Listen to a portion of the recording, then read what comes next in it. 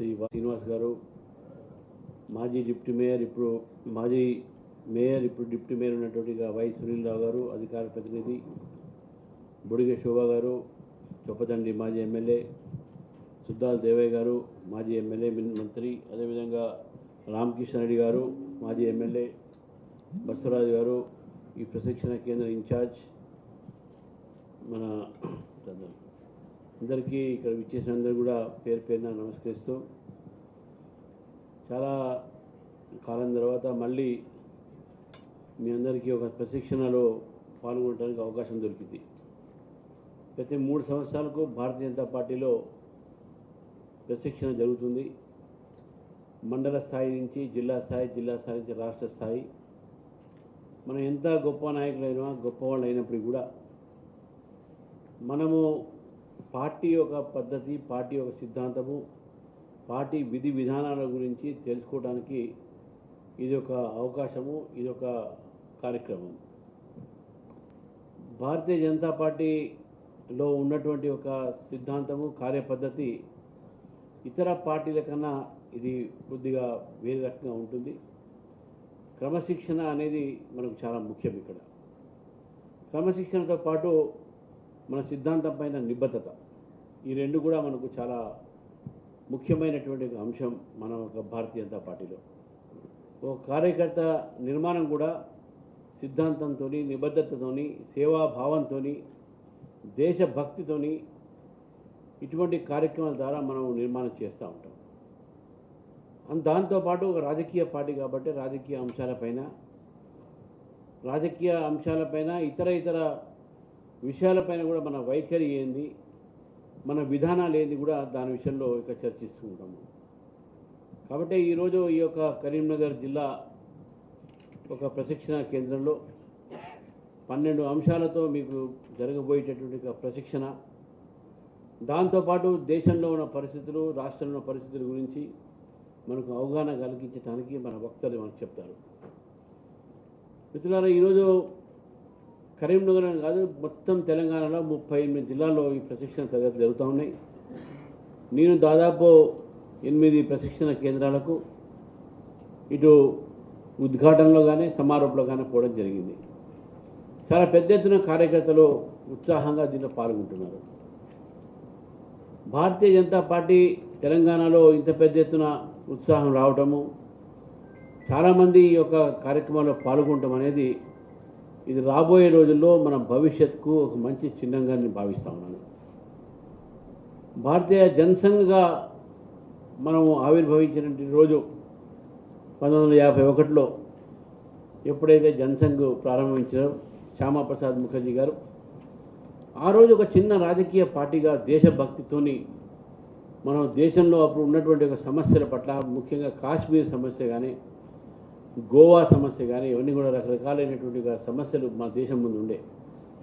అప్పుడే దేశం విభజించిన కొన్ని సంవత్సరాలకే దేశంలో ఇక గాయాలు మానలేదు. ఆ విభజన గాయాలు మానలే కాబట్టి ఒక కొత్త రాజకీయ పార్టీ అవసరం అని చెప్పేసి భావించినటువంటి తరుణంలో శ్యామాప్రసాద్ ముఖర్జీ గారు, వారు అప్పటికే మంత్రి ఉండే నేషనల్ గవర్నమెంట్లో, వారు అక్కడి నుంచి రిజైన్ చేసి భారతీయ జనసంఘ్ని స్థాపించి కాశ్మీర్ని మనము భారతదేశంలో విలీనం చేయాలి, భారతదేశం అంతర్భాగం అని చెప్పి పోరాడినటువంటి వ్యక్తి శ్యామాప్రసాద్ ముఖర్జీ గారు. మరి కాశ్మీర్లో వెయ్యి అక్కడ వారిని అక్కడ హత్య చేసినని చెప్పేసి కూడా మనం భావించవచ్చు. మరి కాశ్మీర్ కోసం బలిదానమైనటువంటి శ్యామాప్రసాద్ ముఖర్జీ స్థాపించినటువంటి పార్టీ. శ్యామాప్రసాద్ ముఖర్జీ గారు అంటే వారు బెంగాల్ నుంచి కలకత్తా యూనివర్సిటీకు యంగెస్ట్ వైస్ ఛాన్సలర్, 32 సంవత్సరాలుగా వైస్ ఛాన్సలర్ అయ్యారు. వారు ఒక మేధావి. కలకత్తాలో అక్కడ జన్మించినటువంటి ఒక శ్యామాప్రసాద్ ముఖర్జీ జనసంఘ్ స్థాపకుడు. బెంగాల్లో జన్మించినటువంటి వ్యక్తి.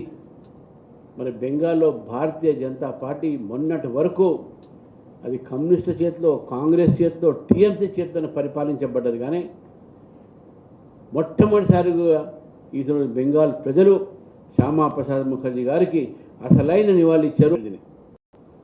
మార్పు జరుగుతూ ఉన్నది ప్రజల్లో. కాబట్టి ఎంతోమంది త్యాగాలు ఇచ్చారు. ఎంతోమంది భారతదేశం కోసము ఆ రోజు ఉన్నటువంటి రాజకీయ పరిస్థితిలో శ్యామాప్రసాద్ ముఖర్జీ గారు, మరి జాతీయ ప్రధాన కార్యదర్శి అయినటువంటి దీన్ దయాళ్ ఉపాధ్యాయ గారు, వారి పేరుని మనం ఈ ప్రశిక్షణ, ఇంకా మన ఐడియాలజీ గారు, మన సిద్ధాంతకర్త, ఒక సామాన్య మానవుడిలానే పనిచేసుకుంటూ ఆయనే బట్టలు ఆయనే ఉతుక్కొని ఒక జనరల్ కంపార్ట్మెంట్లో ట్రావెల్ చేసేటటువంటి ఒక వ్యక్తి, నాయకుడు, అతను ఆసన్సోల్లో హత్య చేయడం జరిగింది. మరి ఈ పార్టీ నిర్మాణం మామూలుగా కాలేదు. ఓ కుటుంబంతో నిర్మాణమైన పార్టీ కాదు ఇది. కార్యకర్తలతో, వారి త్యాగాలతో, వారి రక్త ధార పోస్తేనే ఈరోజు భారతీయ జనతా పార్టీ నిర్మాణమైంది విషయాన్ని మనం గుర్తుపెట్టుకోవాలి. జనసంఘ్ కూడా అదేవిధంగా నిర్మాణమైంది. జనసంఘ్ తర్వాత కూడా భారతీయ జనతా పార్టీ కూడా దేశవ్యాప్తంగా కూడా ఆ రోజు 2 సీట్లు మాత్రమే మనకు ఉండే. కానీ ఎంతోమంది త్యాగాలతోని ఈరోజు భారతీయ జనతా పార్టీ ఈ దేశంలో అతిపెద్ద పార్టీగా, ఈ దేశంలో దాదాపు 3 రాష్ట్రాలు తప్ప అన్ని రాష్ట్రాల్లో బీజేపీ ఎన్డీఏ ప్రభుత్వం ఈరోజు మనకు ఉన్నది. ఏ విధంగా సాధించినామో దాని విషయంలో దాని వెనక కార్యకర్తల కృషి, నాయకుల కష్టం ఉందని చెప్పేసి గుర్తించారు. మనం కరీంనగర్ చూసుకుంటే కరీంనగర్ మొట్టమొదటిసారిగా మనం మేయర్ గెలిచినాం. మరి కరీంనగర్లో ఎంపీగా గతంలో విద్యాసాగర్ రావు గారు, తర్వాత సంజయ్ గారు గెలిచారు. ఇద్దరు కూడా మంత్రులు అయ్యారు. మరి కరీంనగర్లో ఎమ్మెల్యేలు గెలిచినాం. రామకృష్ణ రెడ్డి గారు గెలిచారు మన పార్టీ నుంచి. ఇప్పుడు మనకు దాము వెంకటరామరెడ్డి గారు గెలిచారు మెట్టిపల్లి నుంచి. మరి పార్టీ నుంచి గెలిచినటువంటి ఈ కరీంనగర్ జిల్లాలో కూడా ఇప్పుడు మనం అక్కడ ముందు వస్తూ ఉంటే అమరవీరుల వారికి మనం నివాళులు అర్పించినాం. ఆ చిత్రపటాల్లో ఉన్నటువంటి సగం మంది కరీంనగర్ జిల్లా వాళ్ళు, రామచంద్రరావు కావచ్చు, గోపాల్ రెడ్డి గారు కావచ్చు, మధుసూదన్ గౌడ్ కావచ్చు, జితేందర్ రెడ్డి కావచ్చు, వీరందరూ కూడా ఈరోజు ఈ యొక్క కరీంనగర్ గడ్డ, ఆ రోజు ఉమ్మడి కరీంనగర్ కావచ్చు, ఎంతోమంది త్యాగాలతో ఈరోజు భారతీయ జనతా పార్టీ నిర్మాణం అయింది. ఆ త్యాగాన్ని మనం మర్చిపోలేము. ఈరోజు ఆ త్యాగాన్ని మర్చిపోలేము. వాళ్ళకి దేనికోసమైతే ప్రాణాలు అర్పించారో ఆ సిద్ధాంతాన్ని కూడా మనం మర్చిపోలేము. ఆ బాటను మనం నడుచు ముందుకు పోవాలి అని చెప్పేసి కూడా మనం అందరూ కూడా సంకల్పం తీసుకోవాల్సిన అవసరం ఉంది. మిత్రులారా, చూస్తూ ఉన్నాం ఈరోజు దేశవ్యాప్తంగా అనేకమైనటువంటి ఒక మనుషులు మాట్లాడుతూ ఉన్నారు, రకరకాలైన ఆరోపణలు చేస్తూ ఉన్నారు. దేశము ఈరోజు నరేంద్ర మోదీ గారు ఉండబట్టే సురక్షితంగా ఉన్నది. కానీ కాంగ్రెస్ పార్టీ, ఒక సామాన్యుడు ఈ దేశానికి ప్రధానమంత్రి కావటం అనేది సహించట్లేదు. వాళ్ళు ఈ దేశాన్ని పరిపాలించే ఒక హక్కు కేవలం నెహ్రూ ఫ్యామిలీకి ఉంది, నెహ్రూ కుటుంబానికి ఉంది. వేరే వాళ్ళు పరిపాలిస్తుంటే మేము చూడలేము, భరించలేము, సహించలేము అనే ఆలోచన ఈరోజు రాహుల్ గాంధీ గారికి ఉన్నది. ఈరోజు మాట్లాడుతూ ఉన్నారు రాహుల్ గాంధీ గారు ఈరోజు విషయాలపైన, ఎన్నో విషయాలపైన మాట్లాడుతూ ఉన్నారు. ఈరోజు అన్ని అబద్ధాలు మాట్లాడుతూ ఉన్నారు. విదేశాలు పోతే మన ప్రజాస్వామ్యాన్ని అవహేళన చేస్తూ ఉన్నారు, మన దేశాన్ని అవహేళన చేస్తూ ఉన్నారు, దేశాన్ని అవమానపరుస్తూ ఉన్నారు. ఈరోజు ఈ దేశంలో ప్రజలు ఇంత శాంతిగా మనం హాయిగా ఉన్నామనంటే ఒక్కసారి ప్రపంచంలో ఉన్న పరిస్థితి కూడా ఒకసారి ఆలోచించమని చెప్తానని రాహుల్ గాంధీ గారికి, రేవంత్ రెడ్డి గారికి. ప్రపంచంలో డీజిల్, పెట్రోల్ పెరుగుతున్నది 20 నుంచి 80% దాకా పెరిగినాయి. కానీ మన దేశంలో కేవలం 3 నుంచి 4% మాత్రమే పెంచడం జరిగింది. ప్రపంచంలో ఈరోజు గ్యాస్ కొరత ఉన్నది, కానీ మన దేశంలో సామాన్యుడికి గ్యాస్ కొరత రానియలేదు నరేంద్ర మోదీ గారు. ఈరోజు పొన్నం ప్రభాకర్ గారు మాట్లాడుతూ ఉన్నారు, ఎరువులు కాగా ఈ రాబోయే రోజుల్లో బాగా స్కేర్సిటీ వస్తుంది, ఈయనే ముందు భవిష్యవాణి చెప్పేస్తున్నాడు. నేను అడుగుతా ఉన్నాను ఈ యొక్క మంత్రుల్ని, మీరు ముందే రైతులను భయపట్టిస్తే ఎట్లా? ఇప్పుడు యుద్ధం ఉన్నది, యుద్ధం సమయంలో కూడా మనకు ఎరువులు యూరియా కానీ మనకు ఇరాన్ నుంచి, అక్కడి నుంచి, ఆ దేశాల నుంచి వచ్చేవి, అక్కడి నుంచే వస్తాయి మనకు షిప్లో. దాన్ని మనం ఇక్కడ సబ్సిడీ రేట్లో మనం ఇస్తున్నాం. ఇక్కడ మీ ప్రభుత్వంలో యూరియా స్కామ్ జరిగింది. ఇప్పుడు మా ప్రభుత్వం వచ్చిన తర్వాత రైతులకు ఇస్తున్నాం. యూరియా స్కేర్సిటీ ఉంటుంది, కొరత ఉంటుందని చెప్పి రైతులను ఇప్పుడే భయపెట్టిస్తూ ఉన్నారు. దారి మళ్లించే ప్రయత్నం చేస్తూ ఉన్నారు వాళ్ళ యొక్క వైఫల్యం నుంచి. యూరియా కానీ ఎరువులు కానీ మనకు బయట నుంచి దిగుమతి అవుతాయి. ఎందుకంటే మన దేశంలో నిర్మాణం దానికి తక్కువ ఉన్నది, దానికి అనేక కారణాలు ఉండొచ్చు. కానీ మొన్న జరిగినటువంటి ఒక పంటలో యూరియా కొరత ఎవరు తీసుకొచ్చారండి? మీ నాయకులు కాదా? బ్లాక్ మార్కెటింగ్ చేసి కృత్రిమ కొరతను క్రియేట్ చేసి దాచుకొని బ్లాక్ మార్కెట్ చేసింది కాంగ్రెస్ నాయకులు కాదా? దాచుకొని ఈరోజు గోడౌన్లలో రేడులు చేస్తే మీ వ్యక్తుల దగ్గర నుంచే దొరికినాయి కదా యూరియా సంచులు. అందుకనే కాంగ్రెస్ నాయకులు వాళ్ళని హెచ్చరిస్తూ ఉన్నాను నేను. రాబోయే రోజుల్లో యూరియా కొరత ఒకవేళ వస్తే తెలంగాణలో అది మీ నాయకుల ఒక వల్లనే వస్తుంది. వాళ్ళే బ్లాక్ మార్కెటింగ్ చేస్తూ ఉన్నారు, వాళ్ళే కృత్రిమ కొరతని నిర్మాణం చేస్తూ ఉన్నారు. కాబట్టి ఖబర్దార్, ఈరోజు అటువంటి పరిస్థితి రైతుకు రావద్దు. ఈరోజు రైతుల కోసం, రైతు ఘోష కోసం భారతీయ జనతా పార్టీ భరోసా ఇస్తూ ఉన్నది. రాష్ట్ర వ్యాప్తంగా కూడా మా ఎమ్మెల్యేలు, మా ఎంపీలు తిరుగుతూ ఉన్నారు. ప్రతి రైతు కొనుగోలు కేంద్రం దగ్గర పోతూ ఉన్నాం. ఇప్పుడు మాట్లాడుతూ ఉన్నారు మంత్రులందరూ కలిసి, మేము అంత కొన్నాం, ఇంత కొన్నాం. ఉత్తమ్ కుమార్ రెడ్డి గారు మేము 60 లక్షల మెట్రిక్ టన్ కొన్నామంటారు. ఇంకో మంత్రి మేము 50 కొన్నామంటారు. ఇంకో మంత్రి మేము 40 కొన్నామంటారు. అసలు ఎంత కొన్నారో వాస్తవం మీకే తెలియదా? ప్రభుత్వానికి, వ్యవసాయ శాఖ మంత్రికి తెలియదు, సివిల్ సప్లైస్ మంత్రికి తెలియదు, మిగతా మంత్రికి సంబంధం లేకుండా వాళ్ళు మాట్లాడుతూ ఉంటారు అంత కొన్నాం, ఇంత కొన్నామని. ఎంత కొన్నా కూడా మీరు కొన్న ప్రతి ధాన్యానికి కేంద్ర ప్రభుత్వం తిరిగిస్తుంది, రీఎంబర్స్మెంట్ చేస్తుంది. ఈ మొత్తం కూడా కేంద్ర ప్రభుత్వం ఒక డబ్బులతోనే నడుస్తున్న విషయాన్ని కూడా గుర్తుపెట్టుకోవాలి. మీరు ధాన్యం ముందు ప్రొక్యూర్ చేయాలి, అది పద్ధతి, అది ప్రొసీజర్. కానీ మీ యొక్క బాధ్యత మర్చిపోయి మీరు కొనలేక మీరే అన్నారు ఎలక్షన్స్ ముందు చివరి అని చెప్పేసి ఒక వాగ్దానాన్ని రేవంత్ రెడ్డి గారికి వినమంటే కేంద్రం జవారు కానీ ఇవి మాట్లాడుతూ ఉన్నారు. వారి వైఫల్యాన్ని కేంద్రం మీద తోసే ప్రయత్నం చేస్తూ ఉన్నారు. అధికారం ఇచ్చింది మీకు ప్రజలు. ఇక్కడ మీకు ఇచ్చినప్పుడు మీ బాధ్యత మీరు స్వీకరించాలి. మీ పని కూడా నరేంద్ర మోదీ గారు చేయాలంటే రేపు రాబోయే రోజుల్లో భారతీయ జనతా పార్టీ వచ్చినప్పుడు మేము చూపెడతాం పని ఏ తీయంగా ప్రజలకు చేస్తామని చెప్పేసి. ప్రజలు దానికోసం ఎదురు చూస్తూ ఉన్నారు. ఇటు బీఆర్ఎస్ని చూశారు, ఇటు కాంగ్రెస్ పార్టీని చూశారు.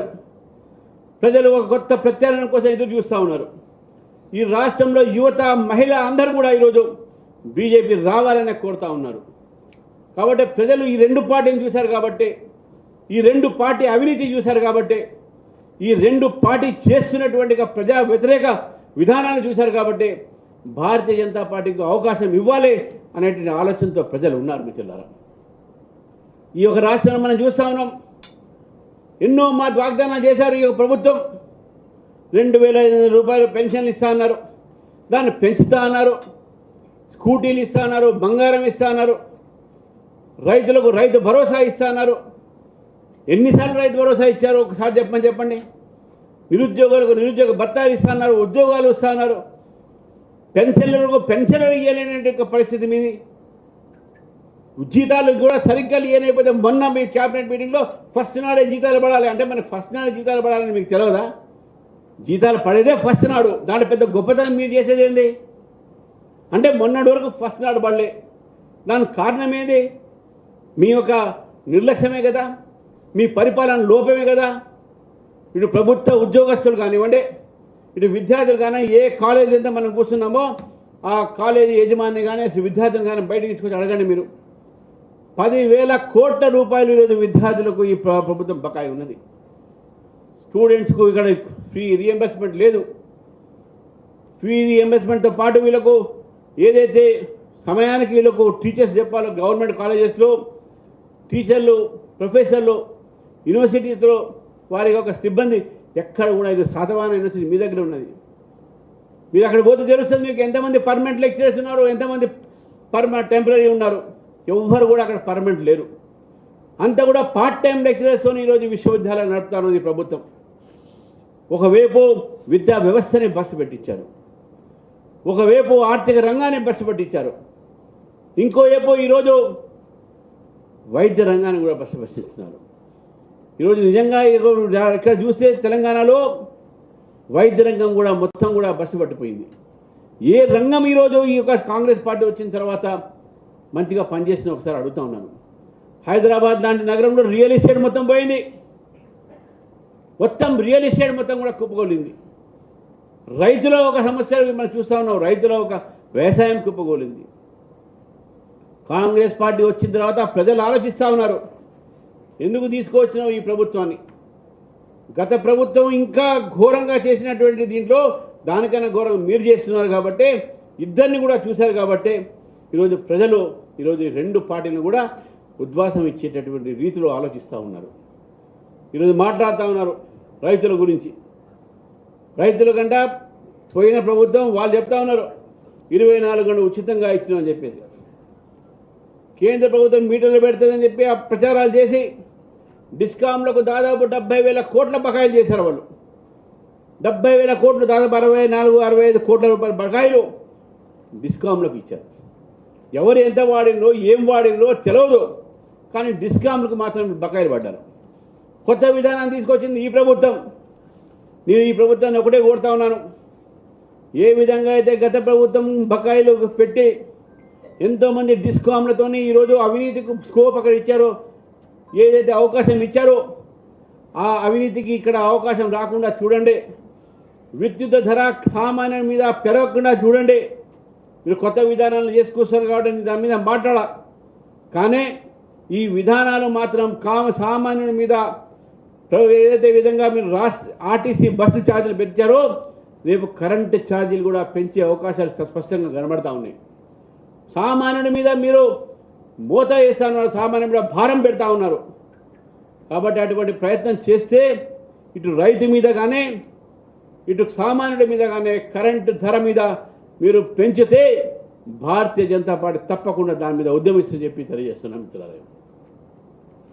నిజంగా ఈరోజు బాధ అనిపిస్తూ ఉంటుంది. గత ప్రభుత్వము మొత్తం రాష్ట్రాన్ని దోచుకున్నది. కాళేశ్వరం లాంటి ప్రాజెక్టులు కట్టి ఏటీఎంలు తయారు చేసుకునేది. వాళ్ళకి కాళేశ్వరం తిన్నారు కదా అని చెప్పేసి మనకి ఏం లేదు కదా అని చెప్పి వీళ్ళు కొత్త ఆలోచిస్తాను. మళ్ళీ ప్రాణాయిత చేద్దాం, రివైవ్ చేద్దామా, మీరు చేయండి, మాకు ప్రజలకు మంచి చేస్తే మాకు ఏం అర్థం లేదు, కానీ దాన్ని డిపిఆర్ ముందు తీయండి. మూసీ పేరు మీద అడే చేస్తూ ఉన్నారు. కొత్త డిపిఆర్ తీసుకొస్తున్నారు, ప్రాజెక్ట్ చేస్తున్నారు, దాని డిపిఆర్ ఉండట్లేదు. మరి ఒక్కొక్కటి లక్షలాది కోట్లాది రూపాయలతోనే మీరు వ్యయం పెడతా ఉన్నారు. ఈరోజు ప్రజలకు కావాల్సిందే ఒక మంచి పరిపాలన. ప్రజలకు కావాల్సిందే రైతు ఒక మంచిగా ఉండాలి. ప్రజలకు కావాల్సింది మా పిల్లలు మంచి చదువుకోవాలి. ప్రజలకు కావాల్సింది మాకు ఏదైతే మాకు సమయానికి జీతాలు రావాలి. అవన్నీ ఎక్కడ లేవే. దాదాపు 66 మంది ఈరోజు రిటైర్డ్ పెన్షనర్స్ ఆత్మహత్య చేసుకున్నటువంటి ఒక దాఖలాలు మన తెలంగాణ ఉన్నాయి. ఆ కుటుంబాలకు ఏం జవాబు ఇస్తారు? హైకోర్టు చీవాట్లు పెట్టేదాకా రిటైర్డ్ పెన్షన్లకు మీరు వాళ్ళకి బెనిఫిట్స్ మీరు ఇవ్వలే. కాబట్టి ఈరోజు ప్రభుత్వం మీరు నడపాల్సిన అవసరం ఉన్నది. ఈరోజు భారతీయ జనతా పార్టీ మీద అభండాలు వేసే ప్రయత్నం చేస్తూ ఉన్నారు. నేను మొన్న కూడా చెప్పాను, మళ్ళీ ఒకసారి మీకు చెప్తా ఉన్నాను మిత్రులు, మన ప్రజల దగ్గర పోయేటప్పుడు ఈ విషయం చెప్పాల్సిన అవసరం ఉన్నది. రాష్ట్ర ఒక నాయకులు మాట్లాడుతున్నారు, కాంగ్రెస్ నాయకులు, టీఆర్ఎస్ నాయకులు, కేంద్ర ప్రభుత్వం ఏమిచ్చింది ఒక రాష్ట్రానికి అని చెప్పేసి. ఒకటే మాట చెప్తా ఉన్నాను, ఈ జాతీయ రహదారులు ఇచ్చింది కేంద్ర ప్రభుత్వం కాదా? తెలంగాణకు దాదాపు 12 జాతీయ రహదారులు ఇచ్చి కోట్లాది రూపాయలతో జాతీయ రహదారులు మనం ఇవ్వడం జరిగింది. పక్కన ఉన్న భూపాలపల్లి జిల్లాలో, ములుగు జిల్లాలో ఆ జిల్లా సంబంధించినటువంటి ఒక సెంట్రల్ యూనివర్సిటీ ట్రైబల్ సెంటర్ మనం ఇవ్వడం జరిగింది. ఎయిమ్స్ బీబీ నగర్లో కేంద్ర ప్రభుత్వం ఇవ్వడం జరిగింది. ఈరోజు ప్రజలకు 5 కిలోల బియ్యం ఉచితంగా కేంద్ర ప్రభుత్వం ఇస్తున్న విషయాన్ని కూడా గుర్తుపెట్టుకోవాలి. ఇదే జిల్లాలో రామగుండం ఫర్టిలైజర్ ప్లాంట్ అది పునరుద్ధరించింది కేంద్ర ప్రభుత్వం కాదా అని అడుగుతా ఉన్నాను. ఈరోజు ప్రధానమంత్రి కిసాన్ సమ్మాన్ యోజన కింద ఏ రోజు కూడా మిస్ కాకుండా, ఏ ఏడాది కూడా మిస్ కాకుండా 6,000 రూపాయలు పేద ఒక రైతుల జేబులలో పడట్లేదా, వాళ్ళ అకౌంట్లో పడట్లేదా అని చెప్పి అడుగుతా ఉన్నాను నేను. అది చేసేది నరేంద్ర మోదీ గారు కాదా? ఇప్పటి వరకు దాదాపు 13 లక్షల కోట్ల రూపాయలు ఈరోజు తెలంగాణకు కేంద్ర ప్రభుత్వం సహకారంగా ఇచ్చింది. ఈరోజు ఇన్ని నుంచి రాష్ట్రానికి ఇచ్చినటువంటి ఒక నోరు ఎలా వచ్చింది, ఏం ఇవ్వలేదని కేంద్రం ఎట్ట చెప్తారని చెప్పి అడుగుతా ఉన్నాను నేను. కాజీపేటలో కోచ్ ఫ్యాక్టరీ కానివ్వండి, కాజీపేటలో వరంగల్లో టెక్స్టైల్ పార్క్ కానివ్వండి, జహీరాబాద్లో ఇండస్ట్రియల్ పార్క్ కానివ్వండి, శంషాబాద్ చుట్టుపక్కల ఉన్నటువంటి ఒక ఏరోస్పేస్ ఇండస్ట్రీస్ కానివ్వండి, ఉపాధి కల్పన పెంచి ఉపాధి అవకాశాలు పెంచి ఈరోజు కేంద్ర ప్రభుత్వం చేస్తున్నటువంటి ఈ కార్యక్రమాల్లో మీ కళ్ళకు కనబట్టలేదని చెప్తా ఉన్నాను నేను. ఏదైనా మాట్లాడితే కేంద్రం నుంచి తెచ్చింది మాకు గుండు సున్నా అని చెప్తా ఉన్నారు. గుండు సున్నా కేంద్రం నుంచి కాదు, మీ మెదడులో గుండు సున్నా ఉన్నది, అందుకే మీకు అర్థం కావట్లేదు. చూడండి మీరు ఒకసారి. ఈరోజు రాష్ట్ర ప్రభుత్వం ఈరోజు నుంచి అడుగుతా ఉన్నాను రాష్ట్ర ప్రభుత్వాన్ని, ఈరోజు మీరు చేస్తున్నటువంటి ఏదైతే పరిపాలన ఉందో ఈ పరిపాలన ప్రజలు చూస్తూ ఉన్నారు. దీనికి వ్యతిరేకత పెరిగింది. ఏ ప్రభుత్వం కూడా ఈ తక్కువ కాలంలో ఇంత వ్యతిరేకత ప్రజల నుంచి రాలేదు. ఏమి చేశారని ప్రతిసారి ఢిల్లీ వెళ్తారు, వస్తారు, మమ్మల్ని తిడతారు. మీకు బీజేపీ మీద చెప్పడానికి మాత్రమే మీకు కేవలం నోరుంది, కానీ ప్రజలకు చేయాల్సినటువంటి ఒక సంకల్పం మీరు లేదు. కానీ భారతీయ జనతా పార్టీ పరిపాలించిన రాష్ట్రాన్ని మనం చూడాలి. మన మిత్రులారా, ఈరోజు ప్రతి ఒక్క రాష్ట్రం ఈరోజు కేంద్ర ప్రభుత్వం సహకారంతో డబుల్ ఇంజిన్ సర్కార్గా ముందు పోతా ఉన్నది. వాళ్ళు ఎందుకంటే అక్కడ అవినీతి రహితమైనటువంటి ప్రభుత్వాలు ఉన్నాయి. ఈరోజు నరేంద్ర మోదీ గారు 12 సంవత్సరాలు అయిపోయింది ఈరోజు ఏకీగా ఎలక్టెడ్ ప్రైమ్ మినిస్టర్గా. గతంలో నెహ్రూ గారు ముందు నామినేటెడ్, తర్వాత ఎలక్టెడ్. నరేంద్ర మోదీ గారు 12 సంవత్సరాల సుదీర్ఘ ఈ పరిపాలనలో ఇప్పటి వరకు ఏ ఒక అవినీతి సంఘటన లేదు. అవినీతి రహితమైన పాలన ఈరోజు దేశానికి ఇచ్చారు. అదేవిధంగా రాష్ట్రాల్లో కూడా భారతీయ జనతా పార్టీ అవినీతి రహితమైన పాలన ఇస్తున్నాను. కానీ మీ యొక్క ప్రభుత్వం ఎక్కడ చూసినా అవినీతి, ఎక్కడ చూసినా అక్కడ కమిషన్. గత ప్రభుత్వం 30% కమిషన్ తీసుకుంటే మీరు 40% కమిషన్ తీసుకుంటున్నారు. కాబట్టి ఈ కమిషన్లో ఒక ప్రభుత్వంతోనే ఈరోజు రాష్ట్ర అభివృద్ధి ఆగిపోయింది. ఈ కమిషన్ ప్రభుత్వం పోవాలంటే, అభివృద్ధి రావాలంటే, వికసిత్ తెలంగాణగా మారాలంటే భారతీయ జనతా పార్టీ కేంద్రం నుంచి వస్తున్నటువంటి స్కీమ్స్ ఇక్కడ అమలుపరచాలి. కానీ మీరు చేయట్లేదే. ప్రధానమంత్రి ఆవాస్ యోజన ఎందుకు తెలంగాణలో అమలుపరచట్లేదు చెప్పి అడుగుతా ఉన్నాను నేను. ఫసల్ బీమా యోజన ఎందుకు ఈరోజు తెలంగాణలో అమలుపరచట్లేదు అడుగుతున్నాను. ఆయుష్మాన్ భారత్ తెలంగాణలో ఎందుకు అమలుపరచట్లేదు అడుగుతున్నాను. కేంద్ర ప్రభుత్వం ఈ పథకాల్ని తెలంగాణ ప్రజలకు ఎందుకు మీరు దూరం ఉంచుతున్నారని చెప్పి అడుగుతా ఉన్నాను నేను. ఇన్ని పథకాలు తీసుకువచ్చిన తర్వాత రాష్ట్ర ప్రభుత్వం పట్టించుకోకపోతే మీ పథకాలు ఎక్కడ పనిచేస్తున్నాయని చెప్తా ఉన్నాను. మీది ఏ పథకంతోనే ఏ ప్రజలకు సంక్షేమం చేస్తారని చెప్పి అడుగుతున్నారు. రైతు భరోసా లేదు కదా, ఫీ రియంబర్స్మెంట్ లేదు కదా, మరి ఏం చేస్తున్నారని చెప్పేసి కూడా ఒకసారి ప్రజలు అడుగుతూ ఉన్నారు మిమ్మల్ని. కాబట్టి మిత్రులారా, ఈరోజు ప్రజలు మన వైపు చూస్తూ ఉన్నారు. 12 సంవత్సరాలు అవినీతి రహితమైన పరిపాలన ఈ దేశం మొత్తంలో కూడా కేవలం 3 రాష్ట్రాలు మినహాయించి మిగతా అన్ని రాష్ట్రాలు కూడా భారతీయ జనతా పార్టీ పరిపాలన. ఈరోజు మీరు చూస్తే దేశం ప్రపంచంలో ఉన్నటువంటి ఆర్థిక సంక్షోభాన్ని కూడా ఎదుర్కొని ఈరోజు వికసిత భారత్ వైపు, ఆత్మనిర్భర్ భారత్ వైపు మనం వెళ్తూ ఉన్నాం. కాబట్టి ఈ నేపథ్యంలో మనం ఆలోచించాల్సిన అవసరం ఉన్నది. ఈ ప్రభుత్వం వ్యతిరేకంగా మనం పోరాడాల్సిన అవసరం ఉన్నది. ప్రజలతో మమేకమై మనం ప్రజల సమస్య మీద మనం పోరాడాలి. పోరాడితేనే మరి మనం తప్పకుండా అధికారులు వస్తాం. ఎందుకంటే గత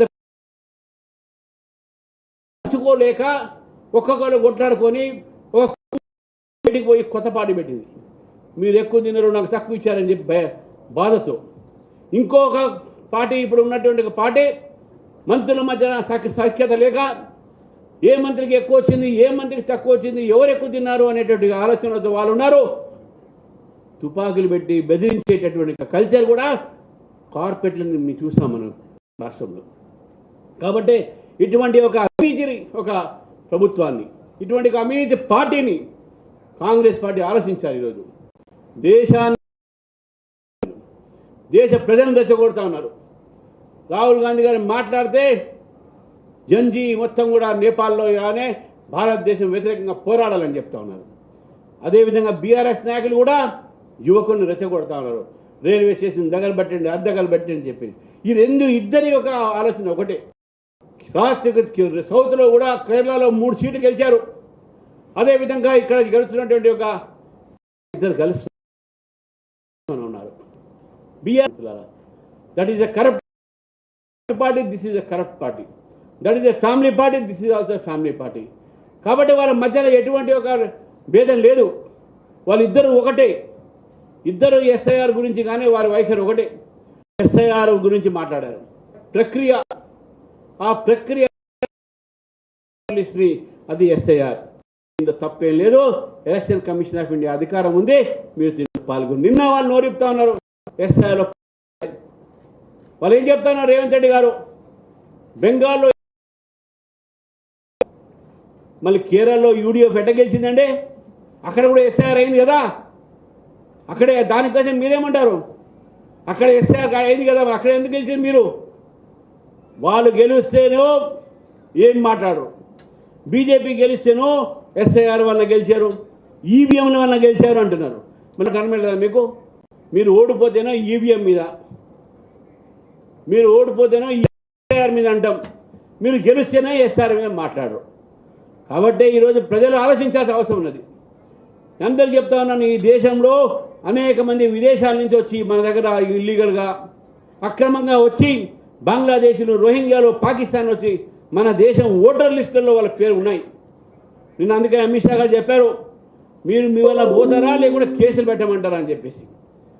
డిలీట్, డిటెక్ట్ అండ్ డిపోర్ట్, వాళ్ళ పేర్లు తొలగించాలి, వాళ్ళు ఎవరు అని చెప్పేసి మనం గుర్తించాలి, గుర్తించిన తర్వాత ఈ దేశం నుంచి వాళ్ళని పంపించాలి అనే ఆలోచనతో ఈరోజు ఎస్ఐఆర్లో మనం పార్టిసిపేట్ చేయాలి. ఈరోజు మిత్రులారా, కరీంనగర్ విషయం నాకు తెలియదు, కానీ హైదరాబాద్ అనేక ప్రాంతాల్లో ఈరోజు రోహింగ్యాలో, బంగ్లాదేశ్లో చొరబడదారులు అక్కడ ఉన్నారు, అక్రమంగా అక్కడ వసిస్తున్నారు.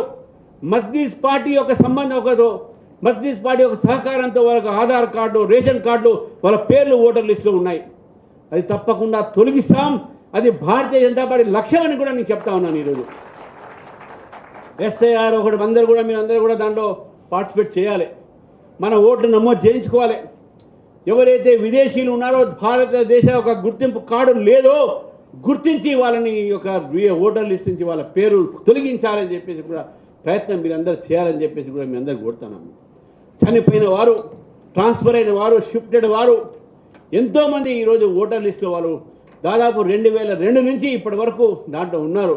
కాబట్టి వాళ్ళందరినీ కూడా తీసే ఒక అవసరం ఉందని చెప్పేసి కూడా భావించింది ఎలక్షన్ కమిషన్. కాబట్టి ఎస్ఐఆర్ పెట్టడం జరిగింది. మిత్రులారా, చివరికి ఒక మాట చెప్పి ముగిస్తాను నేను. ఈరోజు భారతదేశంలో మనందరం కూడా చూస్తూ ఉన్నాం. ఈరోజు అందరూ మాట్లాడుతూ ఉన్నారు ఎన్నో విషయాలపైన, బీజేపీ అట్లా చేస్తుంది, ఇట్లా చేస్తుంది చెప్పేసి. కానీ భారతీయ జనతా పార్టీ ఈరోజు ప్రపంచంలో 4వ స్థానంలో ఈరోజు ఆర్థికంగా ఉన్న ఒక సంస్థగా పెరిగినాం. కాంగ్రెస్ పార్టీ ఇప్పుడు పరిపాలన ఉన్నప్పుడు 12 స్థానంలో ఉండే, 12-16 స్థానంలో ఉండే. కానీ 4వ స్థానంలో త్వరలోనే మనం 3వ స్థానం, తర్వాత మనం 1వ స్థానం కూడా వచ్చే అవకాశాలు మనకు చాలా ఉన్నాయి. ఈరోజు పాకిస్తాన్ నుంచి మనం పోరాడినప్పుడు ఆపరేషన్ సింధూర్ కానివ్వండి, యూరి సర్జికల్ స్ట్రైక్ కానివ్వండి, పాకిస్తాన్ తోక ముడుచుకొని లోపల కూర్చో ఉన్నది. కానీ కాంగ్రెస్ పార్టీ సమయంలో అనేక మంది ఈ ఉగ్రవాదులతో సంబంధం,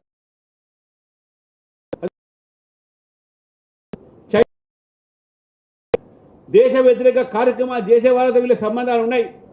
కాబట్టి ఈ దేశంలో ఒక దేశభక్తి యొక్క భావన రావాలి. మనము ఈ యొక్క దేశంలో, ఈ రాష్ట్రంలో జాతీయ భావాన్ని పెంచి యువకుల్ని మనం ఆకర్షించి, యువకులు, మేధావులు, మహిళలందరూ కూడా భారతీయ జనతా పార్టీ వైపు వచ్చేటట్టు ప్రయత్నం చేయాలి. వారందరూ కూడా మీరు జాయిన్ చేయించుకోవాలి అని చెప్పేసి మీ అందరిని కూడా కోరుతూ ఈ అవకాశం ఇచ్చినటువంటి మిత్రులకు ధన్యవాదాలు ముగిస్తున్న. భారత్ మాతాకి జై, జై శ్రీరామ్.